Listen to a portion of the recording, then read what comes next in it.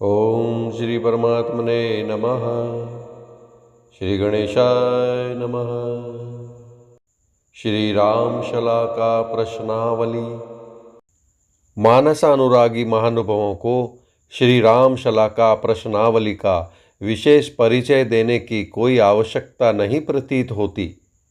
उसकी महत्ता एवं उपयोगिता से प्रायः सभी मानस प्रेमी परिचित होंगे। अतः नीचे उसका स्वरूप मात्र अंकित करके उससे प्रश्नोत्तर निकालने की विधि तथा उसके उत्तर फलों का उल्लेख कर दिया जाता है। श्री रामशला का प्रश्नावली का स्वरूप इस प्रकार है।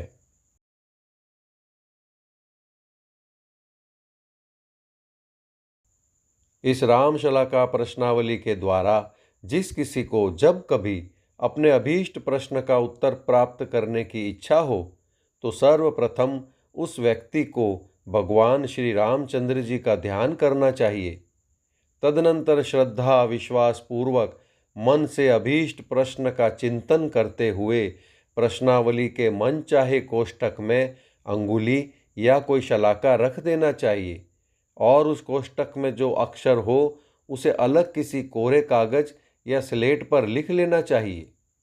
प्रश्नावली के कोष्ठक पर भी ऐसा कोई निशान लगा देना चाहिए जिससे न तो प्रश्नावली गंदी हो और न प्रश्नोत्तर प्राप्त होने तक वह कोष्ठक भूल जाए। अब जिस कोष्ठक का अक्षर लिख लिया गया है उससे आगे बढ़ना चाहिए तथा उसके नवे कोष्ठक में जो अक्षर पड़े उसे भी लिख लेना चाहिए।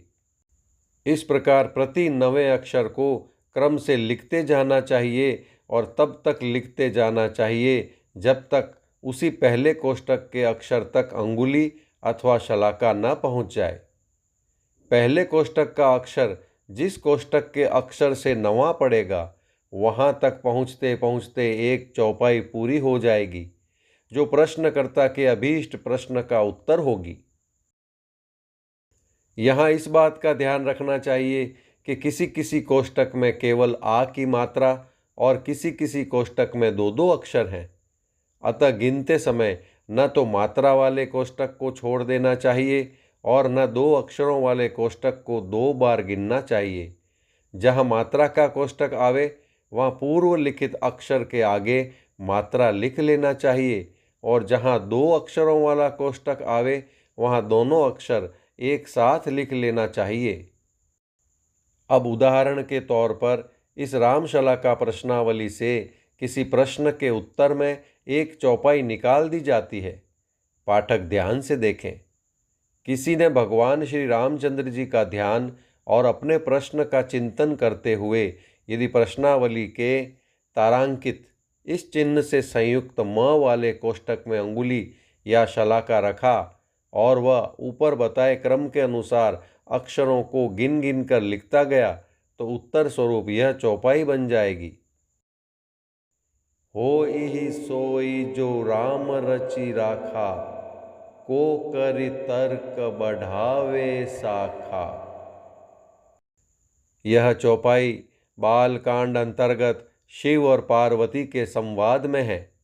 प्रश्नकर्ता को इस उत्तर स्वरूप चौपाई से यह आशय निकालना चाहिए कि कार्य होने में संदेह है, अतः उसे भगवान पर छोड़ देना श्रेयस्कर है।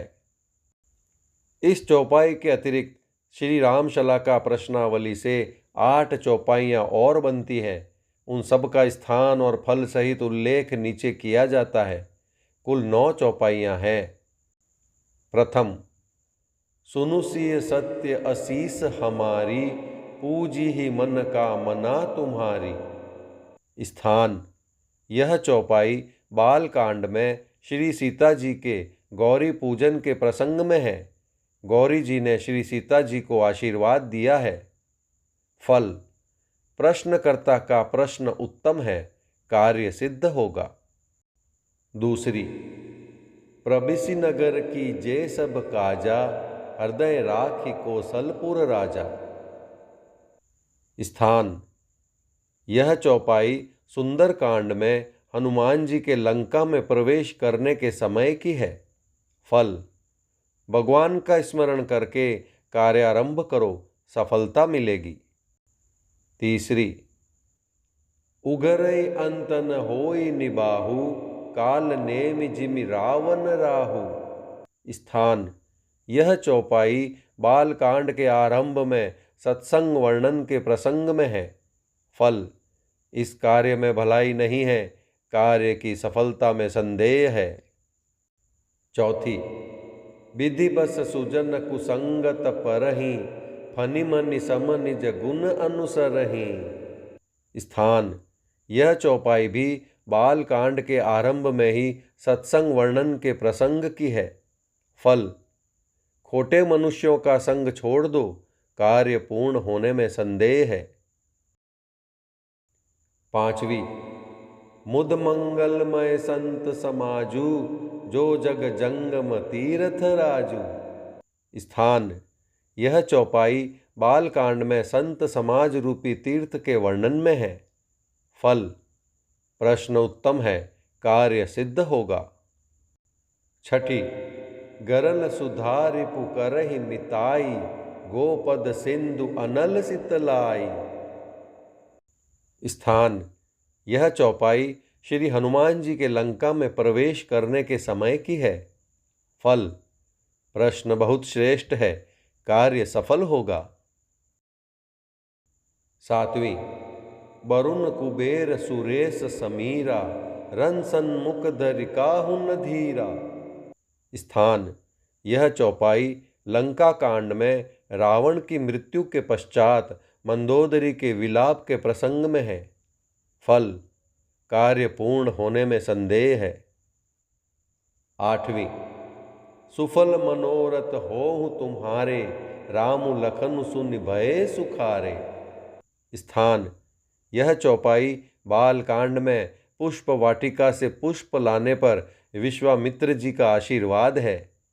फल: प्रश्न बहुत उत्तम है, कार्य सिद्ध होगा। इस प्रकार रामशला का प्रश्नावली से कुल 9 चौपाइयाँ बनती हैं, जिनमें सभी प्रकार के प्रश्नों के उत्तराशय सन्निहित हैं। बोलो सियापति रामचंद्र भगवान की जय। उमापति महादेव की जय। पवन सुत हनुमान की जय। जय श्री राम, जय श्री राम, जय श्री राम।